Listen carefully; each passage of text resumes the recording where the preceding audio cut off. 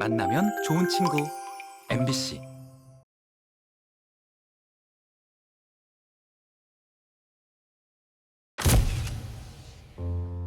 불만을 품은 민원인이 포항시청 공무원 2명에게 제초제로 추정되는 액체를 뿌린 사건이 발생했습니다. 아무 말씀도 없이 다짜고짜 과장님을 공격했습니다. 경북 봉화의 한 면사무소에서 70대 민원인이 뜻대로 일을 처리해주지 않는다며 엽총을 난사한 겁니다. 총에 맞은 공무원 2명이 숨졌고 욕하는 거나 그러니까 전화 협박이나 이런 거는 그냥 일상 다반사입니다. 하루에 한두 건은 최소 한두 건은 있어요.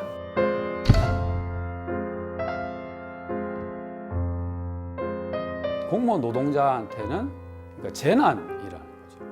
이게 어떻게 발생할지 예상할 수도 없고, 그런데 안전 보호 조치는 아무것도 없고. 공무원은 우리가 월급 주는 존재들이니까 우리가 마음대로 해도 된다.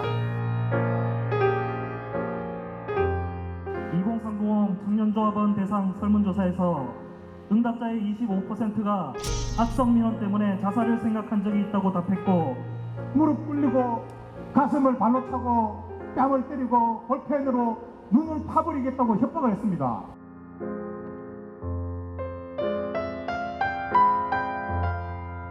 악성민원 자체의 과격성, 그 양상이라고 해야 되는데 이게 갈수록 이제 생명을 위협하는 수준까지 도래했다는 게 문제죠. 행정안전부의 통계에 따르면 2021년 악성 민원은 총 51,833건에 달하고 있거든요. 이는 2018년 대비 약 50% 증가한 수치입니다. 욕을 너무 많이 듣다 보니까 이렇게 욕을 했었거든요. 그걸 했었을 때 저희가 그걸 듣고 뭐 저지를 탁 한 게 아니라 또 욕하는구나. 그냥 너무 거기에 저희가 젖어 있다 해야 되나요?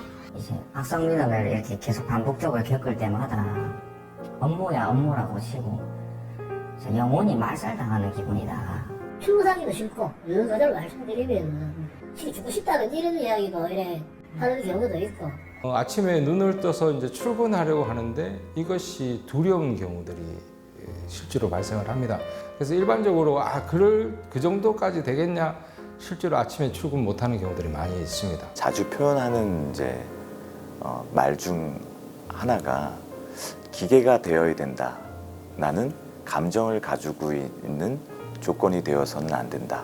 그런데 문제는 왜 피해가 발생을 하는데 고스란히 공무원 개인이 이 문제를 떠안는 거예요, 지금. 공직사회라는 조직 안에서는 확대하면 안 되는 문제를 이제 강박관념화돼 있어요. 이 문제 악성민원을 내가 해결하지 않으면 공직사회 내부에서 쟤는 뭐 능력이 없는 애, 쟤로 인해서 문제가 확대되는 애.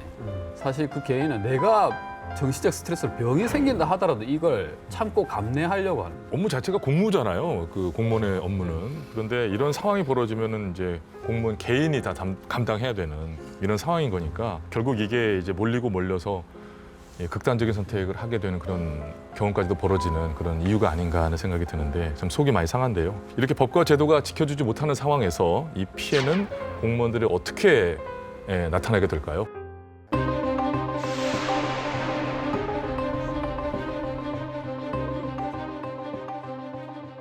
저 선명하게 기억나는데요. 그 민원인이 업무 시작도 전에 들어와서 들어줄 수 없는 그 무리한 그 요구를 하기에 조금 부드럽게 거절을 했는데 바로 제 얼굴에다가 그 손에 잡히는 어떤 흉기 같은 게 있어요. 뭐 이렇게 그 데스크 위에 있는 거를 제 얼굴을 향해 던졌는데 다행히 얼굴은 맞지 않았고요. 그래도 분을 못 이겨서 저희 출입 금지 구역을 넘어와서 이제 주먹으로 저를 수차례 가격을 했습니다. 전신 가격을 했고요.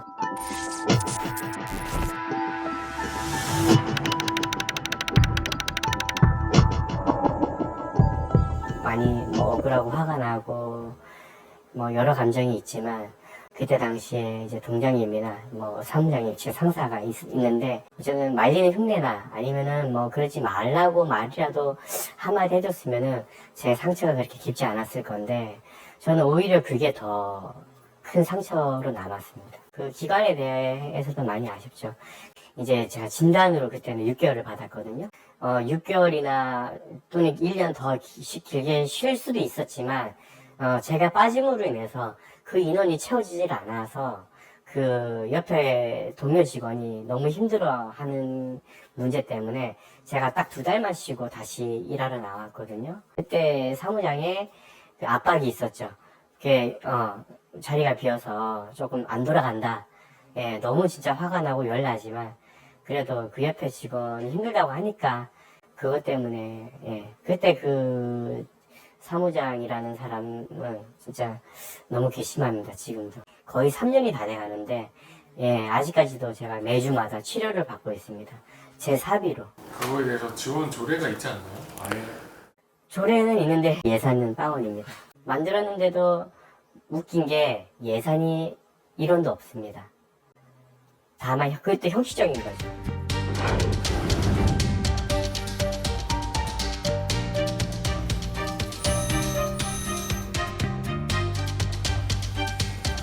조직이 뭐를 해준다고 지금 개인적으로 느끼는 건 그게 잘 없는 것 같습니다. 그냥 자기 혼자 이렇게 넘어가는 거죠. 시에서 어떻게 딱히 뭐 나서서 이렇게 조치를 한다? 그런 거는 크게 없었어요. 그냥 뭐 욕을 먹는 대로 욕을 먹거나 폭력을 당하는 대로 당하거나 약간 좀 그런 거는 조금 있는 것 같아요. 힐링 프로그램 뭐 이런 것들을 하는 것 같은데 사실은 별로 크게 실효성은 없는 것 같아요. 저희 동에도 지금 한 명이 아파서 빠져 있잖아요. 그러면은 교육이 아무리 좋은 게 있고 뭘 꼭 들어야 하는 교육이 있어도 한 명이 또 빠질 수가 없으니까 못 가요. 그냥 뭐 다음에 또 교육이 있으면 그때 신청해서 가라 이렇게 되지 뭐 난 지금 되게 정서적으로 힘드니까 저거 좀 가고 싶다 이렇게 할 수가 없는 상황이거든요. 우리 그 설문조사 결과에 눈여겨볼 만한 문제가 통계가 좀 있습니다.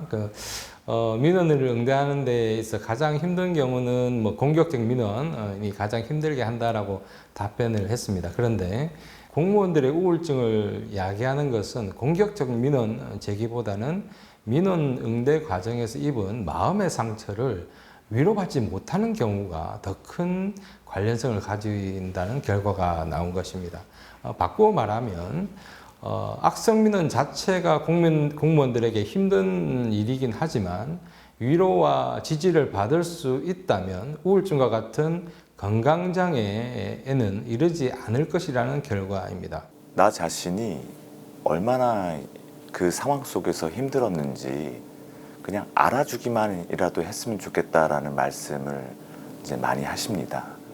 그 말은 반대로 본다면 나 자신이 얼마나 힘들었는지를 잘 알아주려고 하지 않는 환경에 있다라고도 볼 수 있거든요. 이건 누구 씨가 해결을 해야지. 이건 누구 씨의 업무잖아. 누구 씨의 해야 할 일이잖아.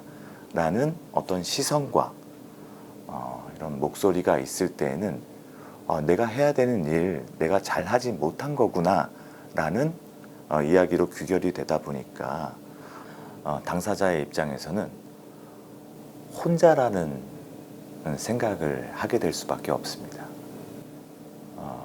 외롭겠죠. 그리고 힘들겠죠. 자기 자신이 힘이 있는 사람이라면 모를까. 그리고 힘이 있다 하더라도 너무 반복되는 스트레스, 아주 강한 외력에는 아무리 강한 내력을 갖고 있다 하더라도 무너지게 됩니다. 반복해서 두드리다 보면 정신적인 힘듦, 그리고 그것을 넘어선 병리적인 현상이 만들어질 수밖에 없는 거죠. 네, 악성 민원이 이렇게까지 큰 피해로 생각을 하게 되는데요. 이런 정신적인 충격은 청년 공무원들에게 더 크게 전해질 것 같거든요. 아까 청년 공무원 분들이 25%가 악성 민원 때문에 자살을 생각했다라는 데이터도 확인이 됐는데 현재 직장을 그만둘 의향이 있냐라고 물어보니까 47%나 되는 새내기들이 그만두고 싶다라는 의사를 표현했다는 거예요. 반반이 보통이다라는 규모 또한 31%라는 거예요. 사실 이 데이터를 합치면 거의 80%에 가까운 새내기 공무원들은 공직 사회가 실망스럽다라고 얘기하는 겁니다. 젊은 공무원들의 이직률이 퇴직률이 엄청 높아지고 있습니다. 공무원연금공단의 통계에 따르면 재직 3년 이하 퇴직자는 2017년 4,712명에서 20년 8,442명으로 3년 사이 2배 정도가 증가했고요. 재직 기간이 1년 미만인 이제 초임 공무원의 퇴직도 2017년 731명에서 20년 1,610명으로 2배 이상 늘었습니다.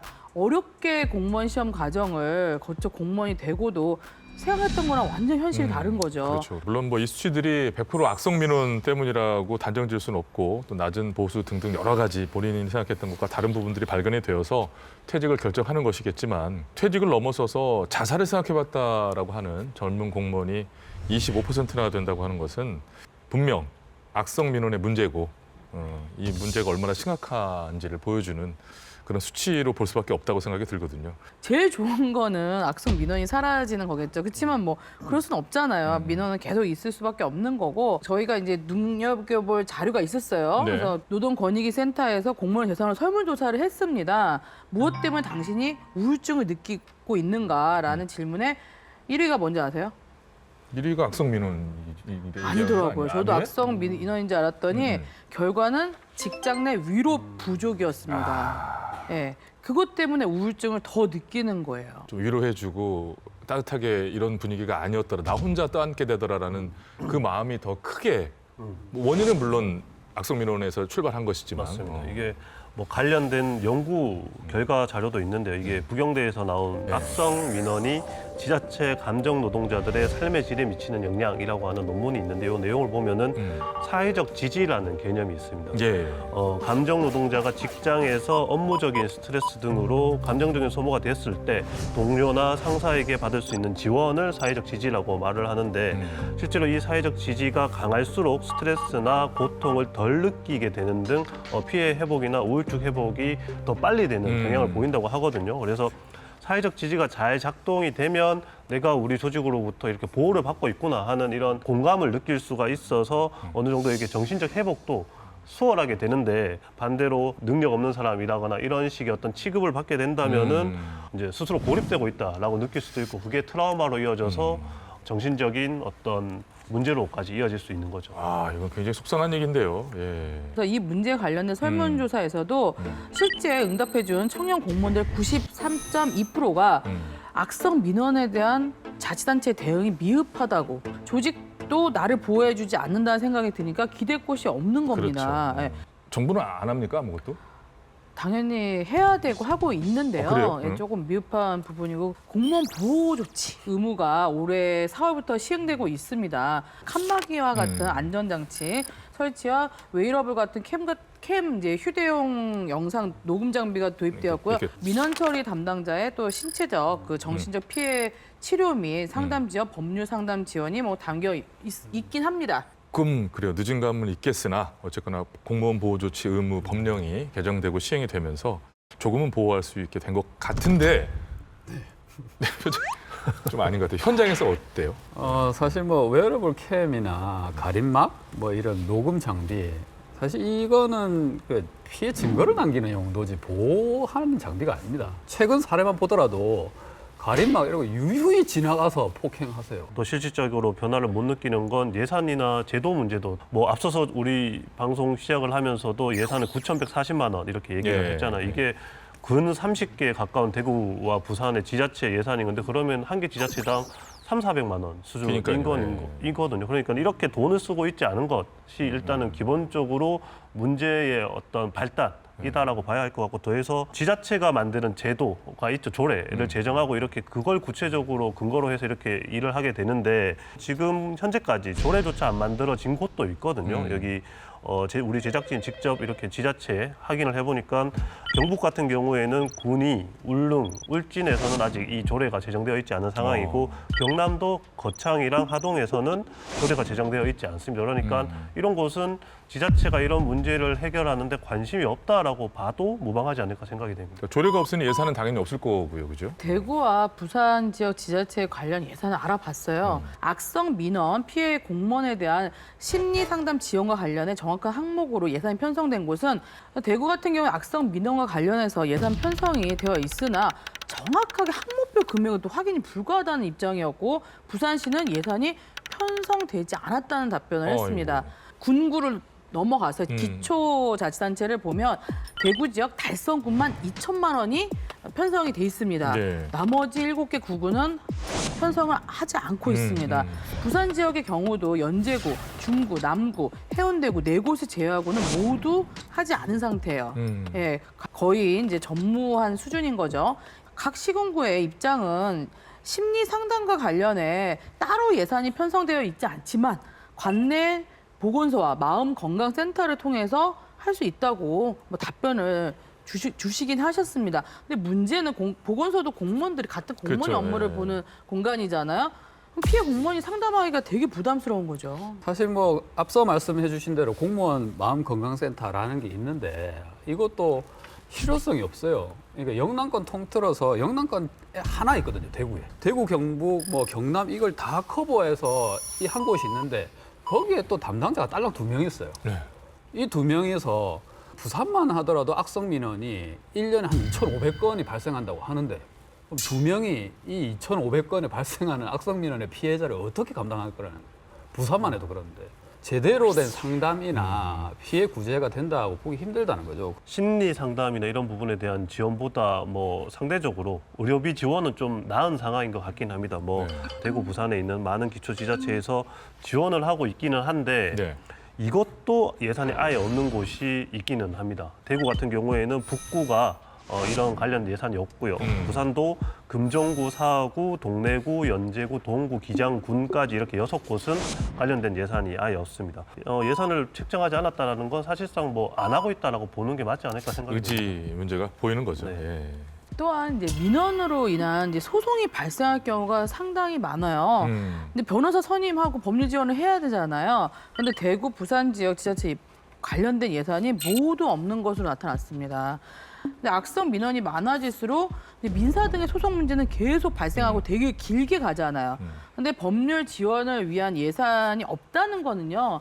그닥 그렇게 관심을 갖지 않는다는 거에 저는 반증이라고 보고 또 행안부에서 지침을 내렸지만 지금 앞서 살펴본 것처럼 조례도 제정이 안 돼 있는 데도 있고 조례가 있더라도 예산을 편성 안 한 것도 있고 이 악성 민원 조례 제정을 한 3년 전부터 얘기를 했어요.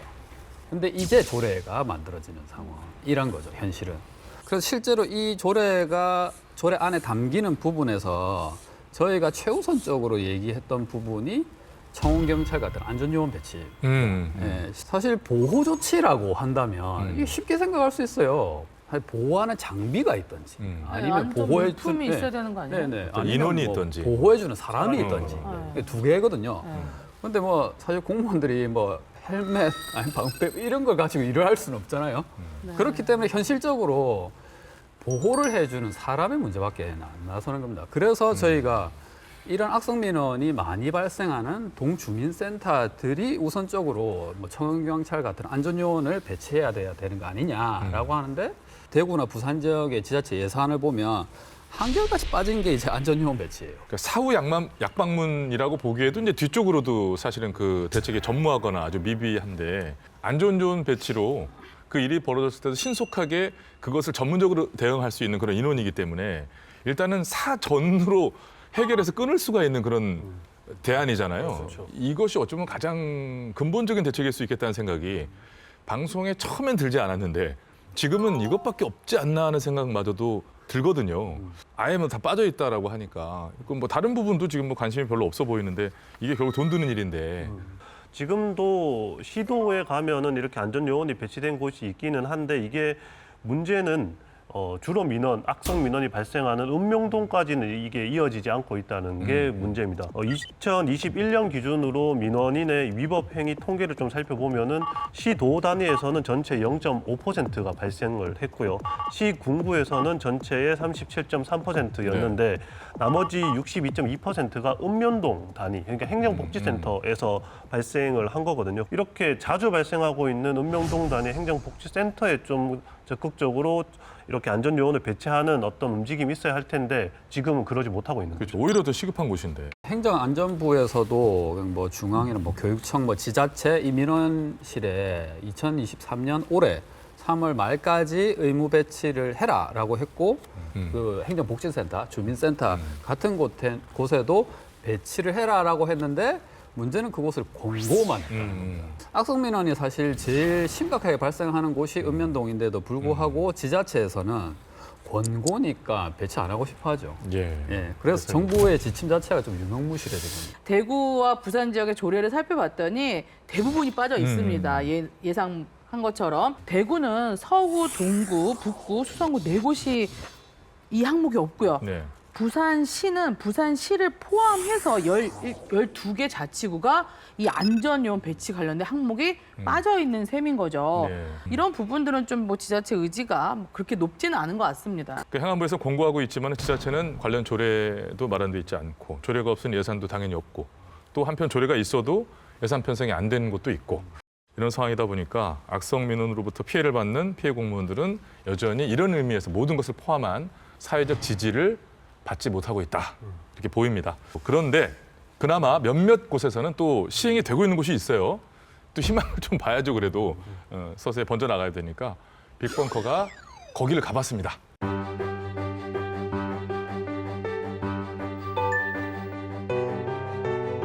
저희가 심리상담은 3년 전부터 2021년부터 저희가 예산을 책정해가지고 하게 됐고요. 처음에 3년 전에 시작할 때는 이게 생소하고 낯설잖아요. 그리고 정신적이고 마음적인 문제이기 때문에 선뜻 상담 신청을 하기를 주저하더라고요.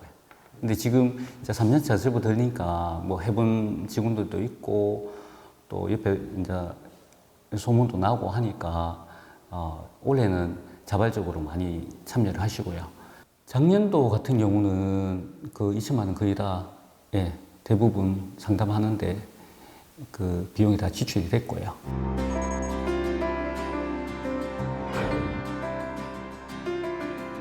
마음의 심리라는 게 굉장히 비밀스러운 부분이고 보호가 돼야 되는 부분인데 막상 우리 군에서 운영하는 그런 심리센터나 이런 데 가기는 좀 부담이 되지 않겠습니까? 그 내용에 대해서는 100% 보장이거든요. 그 상담사님이 저희한테 와서 누가 어떤 얘기를 하더라는 거는 전혀 저한테도 공유를 하지 않고 있고요. 오셔가지고 1시간 동안 울고 가시는 분도 있고요. 한 사람이 한번 들어와서 상담을 한번 받아보면 다음에 또 오시더라고요. 그 직원들의 반응이 굉장히 좋기 때문에 다른 지자체도 이런 마음 심리 이런 부분에 대해서는 관심을 갖고 좀 많이 사업을 진행했으면 하는 바람은 있습니다.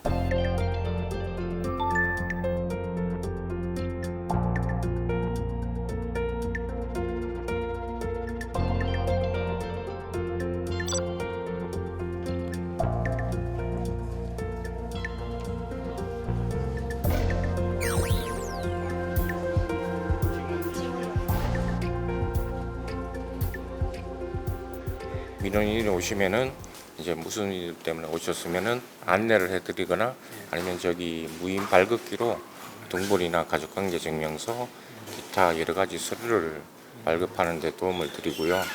그다음에 또 불편하신 분들이 있으면 대신 번호표도 뽑아드리고 뭐 그렇게 하고 있습니다.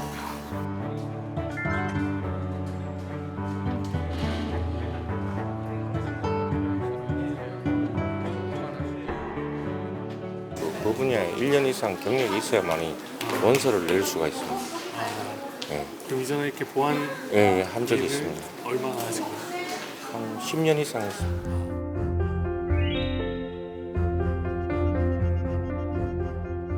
고성이나 악성 민원은 발생률이 현저히 낮아지고 있거든요. 그래서 그걸 많이 느끼시나요? 네, 지금 많이 느끼고 있고 제가 이제 읍면 동사무소, 본청, 뭐 사업소 다 이렇게 근무해봤는데 지금 여기 있을 때가 예전에 그 안전 요원이 배치되지 않았을 때보다 그런 민원이 조금 많이 줄었거든요. 저도 실제로 도움 받은 적이 많아서 안 계시면은 조금 많이 불안하고 분란이 일어났을 때 도와줄 수 있는 분이 바로 옆에 계시다는 생각이 드니까 일을 할 때도 조금 더 안정적인 마음으로 할 수 있게 된 것 같습니다. 저희가 놓치는 민원인들, 뭐 잘 모르시는 분 같은 민원인분들이 오시면 이제 저희보다 먼저 선제적으로 대응해서 도와주시고 그런 부분이. 저희 또 행정에 불만을 좀 갖고 계신 민원인이 또 우리 공무원을 상대로 염산을 뿌리는 어떤 그런 사건이 있었습니다. 얼마나 힘이 들었겠습니까? 그래서 안전요원이 꼭 필요하겠다 하는 차원에서 저희 안전요원을 이제 그렇게 고용하게 된 상황입니다. 심리적으로 이제 안정이 되니까 일단 신체적으로 우리가 어떤 훼손에 대한 부분들의 안정이 이제 그게 해소가 되니까 또 마음이 또 이렇게 좀 편안해지지 않습니까? 마음이 편안해지니까 업무를 또 더 열심히 할 수 있고 또 차원이 높은 어떤 행정 서비스를 할 수 있는 차원에서 많이들 이렇게 좋아하고 참 잘 이렇게 안전요원 배치가 잘 됐다 이런 쪽에 이제 다들 그렇게 생각하고 있습니다.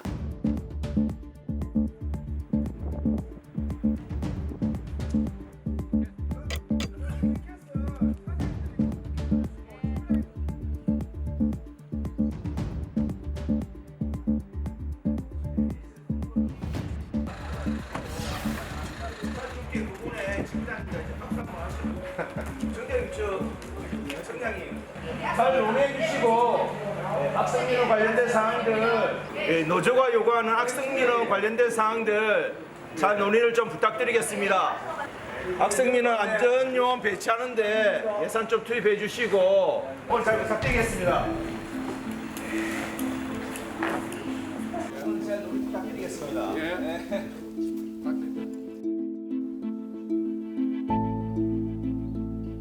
5년 미만 조합원들이 25%가 공직사회를 떠나고 있습니다. 그리고 65%가 이직을 희망하고 있습니다. 그 원인이 하나가 낮은 임금과 악성민원 때문입니다. 이 악성민원에 대해서 근본적인 대책을 마련하고 그리고 우리 젊은 공무원들이 공직사회를 떠나지 않게 힘있게 투쟁했으면 좋겠습니다. 민원 근본 대책 안전요원 배치하라! 배치하라! 배치하라! 배치하라! 여기는 뭐 제 일은 아니지만 부럽네요, 그죠? 보고 나니까 또 넓게 퍼져갈 수 있는 예가 될 수 있으니까요. 예, 충분히 할 수 있다는 얘기도 될 것도 같고. 지자체에서 예산의 우선순위 좀 조정을 해야 될 것 같아요. 제가 이런 말 원래 잘 안 하는데 9천만 원 정도는 상당히 적은 금액이라고 생각합니다. 이게 어찌됐건 3만 명의 공무원들의 어떤 신변과 안전을 조치하는 예산인데 이 정도의 금액이라는 건 상당히 적은 수준이라고 좀 얘기 드릴 수 있을 것 같아요. 이야기의 끝에 누구는 국민이 아니냐라는 의문이 나오게 되면 그거는 잘못된 부분이라고 생각을 하거든요. 공무원도 대한민국 국민이죠. 예. 실제 악성민원에 대한 청원경찰 안전요원 얘기를 하는 핵심적인 이유는 보호받고 싶다라는 거예요. 공무원들이. 나는 보호받으면서 일을 하고 싶다라는 거예요. 그러니까 그냥 일을 하는 게 안 되는 수준이 되었다라는 거죠. 악성민원 때문에 그 청원경찰 같은 안전요원을 배치해야 된다라는 걸 이제 얘기를 드리면 주민을 잠재적 위협자, 안전위협자로 보는 건 좀 너무한 거 아니냐라고 얘기하시는 분도 있어요. 사실 그 얘기도 공감합니다. 근데 안전요원의 그 취지를 잘못해서 가시는 거 아니냐라고 얘기합니다. 사실 순찰 돌고 있는 경찰관들 보고 주민을 잠재적 안전 위협자로 보고 순찰 도는 거냐 얘기 안 하잖아요. 그렇죠. 네. 그러니까 잘 아시다시피 은행에 가면 청원경찰 다 했습니다. 그렇죠. 은행이 배치된 지 오래됐죠. 네, 이전에는 은행에서도 사실 악성민원이라고 할 부분을 많았거든요. 왜냐하면 또 은행은 돈이 왔다 갔다 하는 곳이기 때문에 이게 심각했어요. 근데 사실 청원경찰이 들어서고 나서 이게 많이 달라졌습니다. 근데 중요한 거는 그 청원경찰의 역할이 단순히 이제 보호, 소위 말해서 공무원들을 보호하는 역할만 해서 눈 부라리고 이런 게 아닙니다. 네, 은행에서도 청원경찰이 그렇죠. 안내해주고 좀 간단한 서비스는 좀. 네, 결국에는 행정 서비스의 질적 향상까지도 볼 수 있다. 이런 긍정적인 고리로 선순환 구조가 계속 발생한다. 이렇게 저희는 보고 있습니다. 근데 이런 효과가 또 은행을 통해서 그죠. 먼저 또 입증이 됐고 청원경찰이 배치가 되지 않는 것은 역시나 이제 인건비, 즉 예산의 문제가 아닐까 생각이 드는데. 그럼에도 불구하고 하고 있는 곳이 있다고요. 네, 세종시랑 구리시가 지금 시행을 하고 있다고 합니다.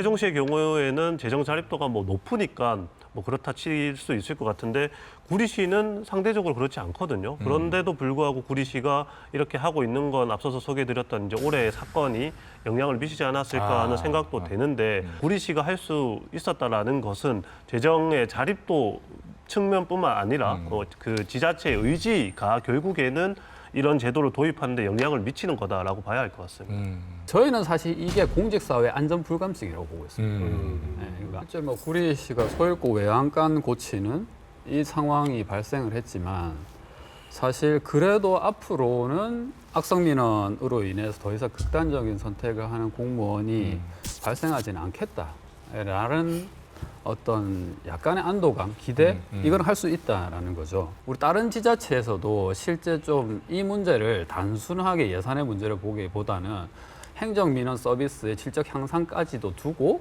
조금 의지를 조금 다지고 투입해 주셨으면 하는 바람이죠. 아니, 도끼 들고 막 칼 들고 염산 막 뭐 공기총도 아까 갖고 오고 막 그러는데 거기에 지금 그렇잖아요. 이미 국민들이 알고 계세요. 지금 문제가 심각하다는 거는 너무나 막 큰 사건들이 일어났기 때문에 문제는 알고 계시거든요. 근데 지금 이때 이런 어떤 조치들을 좀 마련해야 될 것 같아요. 그렇습니다. 네. 그리고 아까 또 그 피해를 막으려고 하는 그 최소한의 어떤 구제책에 가까운 거기 때문에 어떻게든 하여간 청원경찰이 있어야 될 것 같다는 생각을 전 개인적으로 많이 했어요. 아무튼 지금까지 악성민원에 노출된 공무원의 상황과 그로 인해 발생하는 문제점들을 이제 쭉 짚어봤는데요. 자, 그럼 이쯤에서 한 줄평으로 갈게요. 한 줄평. 한 줄평은 공무원들이 안전해야 또 국민이 안전하고 그럼요. 전반적으로 사회가 안전한 겁니다. 네, 저는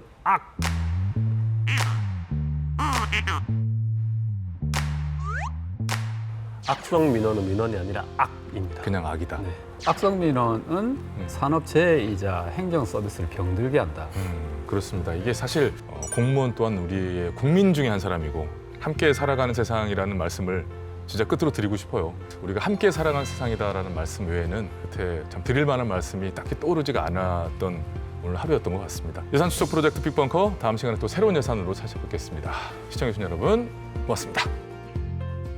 민원 담당 공무원들도 자신을 보호하기 위해서 숙지하고 알아둬야 될 부분이 있다라고 생각이 됩니다. 악성 민원인이 말하는 그런 말과 그리고 실제 행동에 대해서 나에게 하는 것이다라고 동일시하지 않아야 됩니다. 폭력스러운 그런 행동들은 자신들이 원하는 것이 잘 되지 않았기 때문에 만들어진 그런 행동들일 뿐이지 개인적으로 하는 말과 행동은 아니다라는 그것을 구별할 줄 알아야 된다라고 생각을 합니다.